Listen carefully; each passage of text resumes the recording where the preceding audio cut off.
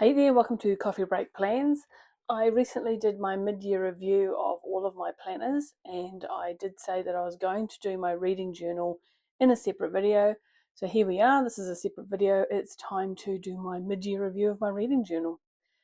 Now I've been using this Archer & Olive 8x8 dot grid white notebook for the last 3 years, and this is its last year. So it's time to do a bit of a flip through and figure out what it is I want to do next year. Back when I was bullet journaling, I would always keep a spread at the beginning of every single bullet journal of all the books that I read in a year, and I would sometimes also keep a list of the main book series that I read in order. So to make it a little bit easier on myself, I would put them all at the front here so that I could see really quickly and easily which ones were which.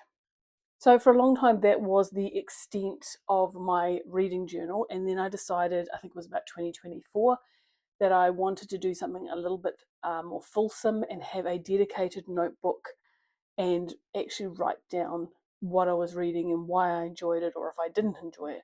I actually want to have a dedicated notebook for my reading. I love reading, I love journaling, and I love notebooks. So we have the perfect mix here. So I did what we all do. I went to YouTube to check out some setups, and I set up my very first dedicated reading journal. So as always, I started with the book series in order, and then after a few pages of that, and I think I left a little bit of extra room there for any new series, and then we were into 2024. I did some waterfall tabs. It was the first time I did waterfall tabs, and I had, as always, the list of books that I read that year, and by that time I knew roughly how much space they took up, so I knew how many pages to leave blank. I always liked the look of the book brackets that other people were doing in their journal, so I decided I wanted to do one of those. And a book bracket is where you pick your best book for each month of the year, and then every 2 months you pick the best book out of those 2 months, and that moves to the next round. And you do the same thing for all of the 12 months of the year. And then you end up with 3 books that are the best for the first half of the year, 3 books that you think are the best for the second half of the year. You then decide which is the best out of those 3, and they move to the the final. And then you decide between those 2 which is the best out of those, and that's your best book of the year. I also saw some creators who did a book matrix, and the book matrix takes the top books that you read that year, and you compare each book to every other book on that top list, and what you end up with is a ranking from 1 to whatever number you choose to go with, and I decided to go to 10. I don't show my workings on this one, but I do a little bit later. Instead, I did it all on a spreadsheet, and then I just wrote the ranking as it came out here in my journal at the end of the year. But also in 2024, being my first year, I got super excited about other amazing spreads that I saw people do, so I wanted to set them all up as well. So I also wanted to keep track of the source for each book, so whether it was Kindle, borrowed, hard copy, and library. So I did a little grid here, and then as I read the books, I coloured them in according to the codes down the bottom here. But I ran out of steam at book number 59 by the looks. I decided I just didn't care, so I stopped doing it. I also did this little read the rainbow where you pick out your colours of the rainbow and then you aim to read a book of each colour during the year. And I actually kept that going to the end of the year because it was relatively easy. I was doing it very lacklusterly by the end of the year because I didn't really care about it again. And I was also, again, up to book number 59. I was also colour coding what genre the books were in. So I had crime, non-fiction, sci-fi, fantasy, contemporary, and other. But again, I lost interest in doing that at book number 59 because, again, I didn't really care about the data that I was collecting, so I decided to stop collecting it. So that was basically my beginning of the year setup, which was really about leaving blank pages for all of these things so that I could fill them in later. And then I started off with the monthlies. I would have a month table on one side of the page, then I would have my to be read list on the other side of the page. At this point, I decided it was a great idea to note what books I bought this month. And then I also had a to be read list, both on my Kindle and in hard copy. And I decided it was a good idea to take photos of that and stick them in, not just have them written down here on the side. Then for each book, I'll print out a photo of the book cover and do a little review of it. I also had a 5-star system here where I would rank them according to how many stars I thought they had, and I would do that for every single book that I read. And I was dedicating around about half a page to each book, as you can see here. And I continued with that for quite some time. I would have a monthly colour theme, and as you can see here, I would also keep track of when I started and finished each book. And I continued to do this for quite some time. I'm not going to flip through every single page of this. And then when I got to August, I've done the absolute bare minimum here, and I haven't even bothered highlighting this here. There's very little washi tape or decoration. My guess is I was just starting to find that it was taking too much time to fiddle about with color coding and colors and highlighting and keeping track of when I started and finished books. So although I was still doing my reviews, I was reducing how much I was writing for each review. In September, I stopped doing the monthly table and I stopped noting when it was that I started and finished each book. So the rest of 2024 continued on very much in that vein, with minimal setup each month and reasonably short reviews for each book. And I think the star system dropped out somewhere in here. And then I decided that when it came to a to be read list, I really didn't need the full page. I just needed a part of the page. So I started chopping off the page here, and it just goes straight from December 2024 into some annual goals for 2025. And this particular year, I decided to do monthly themes. And I'd come up with the theme as I was getting to the end of the previous month, and I decided what it was I wanted to focus on that particular month. This was my book bracket for 2025, and each month I had a washi tape theme. And so what I would do is just put a little bit of that washi tape here in the place of the book bracket, and then I would just write whatever book was the best book that month on top of the washi tape. Whichever book was the best of those 2 months, again, I matched the washi tape to whichever month it was.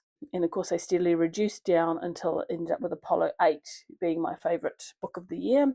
And I did a book matrix, and you can see I have the working for this book matrix here.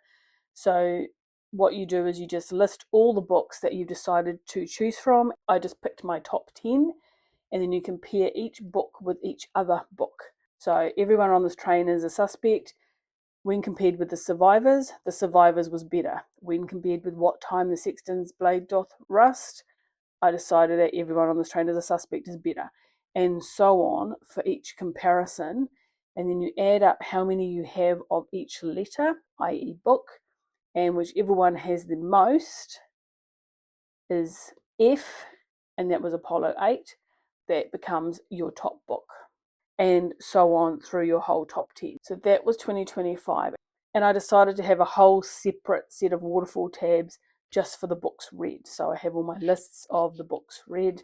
Gave myself a little bit more room for each book, so a number of pages, and I ended up reading like crazy last year. So I did a little tip in to add in all the extra books, and then I'd left a blank spread here for something else, and I did an October Bewitched book challenge, and I decided to use that space to do a little spread of all those books. Now we're into the monthlies, and here is where that washi tape theme really becomes obvious. So January has this theme washi tape, February has this theme, Iris's theme washi tape, and I did that for every single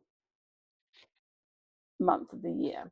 I shifted to this single spread for each month, and with the Dutch door. So you have your to be read list on the narrow side of the page, and then the reviews of each book over here as normal, with the cover of the book glued in and a small review. You can see the reviews are getting smaller and smaller. This kept the setup really practical and simple and forced me into being quite concise with my write-ups, which suited me at the time. Also, cutting out half a page reduces some of the bulk of the notebook, because as you add more and more stickers in, as you stick more stuff in and more washi tape, the notebook gets bulkier and bulkier. But you can see this isn't really that bulky, and I think that's because I've cut out so many of these half pages, so it reduces the overall bulk of the notebook. Now, I enjoyed this layout a lot. It was simple and repetitive, and it suited what it was I wanted to do.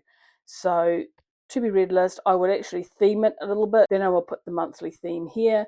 Then I would do any bonuses. And at the end of the month, I would arrange my book covers into the bit that I felt they would fit on the best, and then I would just write all my little reviews. And I continued to do this every single month quite happily for the whole year, all the way through to December.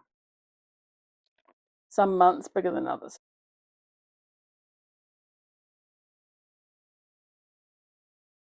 In December, of course, I was on holiday, so I read a lot and I had to do a tip in to fit them all in. Now we're into 2026 and I did the same thing with my waterfall tabs. I'm currently in June. So I have my list of all the books. I stopped numbering them this year because I decided it looked untidy, and I now disagree with that decision because it looks even worse. Here's the rest of them.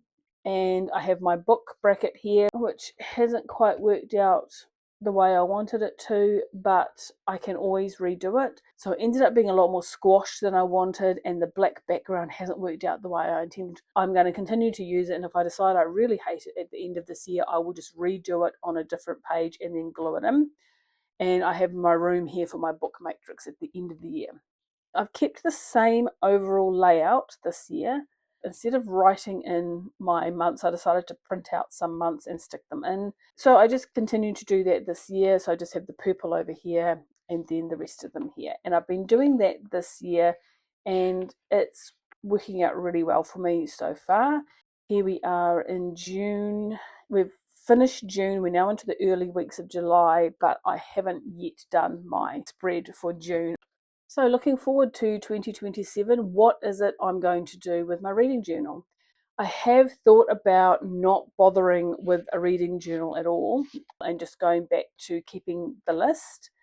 But I do like keeping track of my books and I do like writing a little bit about them, but I do need to change some things.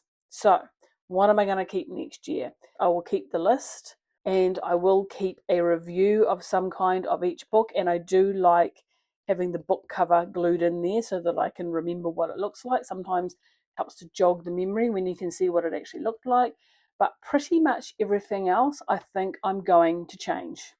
So the book bracket and the book matrix, I feel like they both really suffer from the recency effect. I tend to rate the books that I've read more recently more highly. And I also find them a little bit simplistic and they don't allow for nuance. So to be fair, these are the best books that I read last year for sure, but it doesn't provide for any nuance. I do like highlighting particularly good books. So what I'm thinking of doing is perhaps a Hall of Fame where I'll keep track of the books that I particularly liked that year. Maybe do a brief summary in the Hall of Fame about why it's there. That will provide a little bit of extra context and nuance to each book. My to be read list, I am starting to resent more and more. And you can tell this because I'm already in the very early days of July and I have no list written at all. Normally, I would have had that done at least last week, but I just haven't bothered. I haven't even bothered to highlight which books I've read in June. And I normally do that as I go rather than at the end of the month. I think I could probably just have a post it note, for example, where I write down what the next books could be. And then when I'm choosing what I'm going to read next, I just go to that list and start lining them up. And kind of on that topic, I think the 1 page per month system can go, and the reading month by month can go as well. I also would like to do more of an ongoing book journal with minimal setup. I can't do any write ups of any books until I've finished the month, printed out all my covers, and I'm fitting them all onto this page. And I would rather do them at the time that I finish them rather than a month later. And for next year, I prefer to keep the book write ups open ended rather than all on a single monthly page. So I have as much or as little room as I need. When I finish a book, I can write it up and then it's done. So the stuff that I don't have and I won't add, a lot of people keep a little bookshelf. It's basically just an outline of a bookshelf and there's a whole pile of shelves on it and there's a whole pile of empty spined books. You either write in the title of the books or you colour them in some way. I don't know. People use them in a whole pile of different ways. It has never appealed to me. I prefer just to write straight lists, so I won't be adding in one of those. Nor will I be adding in any stats on genre. Again, I did do some of that at the beginning, and found that I didn't really care. I'm also not interested in doing annual challenges like book bingo or anything like that. Another thing I'm not interested in and will not introduce is any type of set format or form for each review of the book. So you can buy quite a number of reading journals these days that are very, very pretty, and they have a whole lot of boxes and lines and prompts for what you write in each review. I have recently, I don't know whether it's my age or what, but I've developed a real dislike for trying to squeeze my thoughts into little boxes. In some cases, obviously not in all of them, but this is one of them. If I only want to write 3 sentences about a book, I want to write that and not leave the rest of the page empty. If I want to write an essay on a book, I want to be able to do that without having to squash everything in. So although I don't want to keep a book bracket or matrix, I do want to keep some kind of annual summary other than just the straight up list and the Hall of Fame. I'm thinking I'll leave some pages for things like the top reads of the year. So, say the best twist, the most anticipated book that I read that year, the one that I've been meaning to read for the longest time and finally got around to reading it, the one that I was the most surprised that I enjoyed, like that, why it is that I enjoyed it, why it is I disliked it, etc. And the one other thing that I am going to keep doing, and I have been doing it this year just in pencil here, is noting where I'm sourcing the books from. It's more of a financial tracking thing rather than a book tracking thing. So that is something that I think I would like to know. So I will start keeping some slightly more detailed records of that. Okay, I'm now going to look at the options for next year's book. I have 4 to choose from, and I warn you, they are all Archer and Olive, and they are all old stock that highly likely won't be available. This is a blackout book that I received as part of a subscription box. That was back when they were still sending subscription boxes to New Zealand. They don't now, it's too expensive to send. This rabbit here reminds me of Watership Down, which is slightly traumatic. Ask anyone from Gen X if they've seen Watership Down. It was supposedly about cute rabbits. It was bloody terrifying. And it's a blackout book, which means, so what is it, 8 by 10? 8 by 10 is a good size, actually. I think I could really make good use of this, but it is blackout, which means I have to print stuff out and glue it in or write in a white pen, which I just hate doing. It looks awful. So I was thinking, the idea is for me to make life easier for myself next year with my reading journal. So this isn't it. My second option is an A5, which is, as I said before, my preferred size when it comes to notebooks. And this is I can't remember what it is. It was a fallen leaves or a leaves design. It is a white dot grid. It has beautiful gold foil at the side. It has a pen loop, as they all do, and the 2 ribbons, which is always really handy. It's a stunning book, and I do really like it. It's 190 pages, which gives a really good amount of room for everything. So this is still in the running, but I have 2 others that are serious options, and I'll explain why. They are both these little travel size notebooks. So this one I was using as a travel notebook, and I would put in any details on my flights. I would put in pack lists. I'd put in some little photos and memories and little bits and pieces that I had on my travels. But I don't actually do that much travel, and I never really have done a lot of travel, so it kind of petered out. And I have this book. It is a traveler's size, again, white dot grid. This came, I think, in a subscription box. I can only vaguely remember. And I was using it for something, and I've used about 10 pages or so at the front. But I'm no longer going to use it for that. Because they're really nice notebooks and they're well made, etc., I thought it might be a nice idea to convert this into next year's reading journal, and then that will fill it up and uses this notebook for what it was intended for, which is to write in, not to sit on my shelf and make me feel guilty. So I think it's between this one and the Leaves notebook that I'm not going to get out again. And of course I will do a setup video that will be later on in the year, still a bit early days yet, and I will put it up here for you to enjoy. So that's my mid-year book review, my 2024 to 2026 journal, and my draft plans for 2027. Have a fantastic week, and I will see you next time.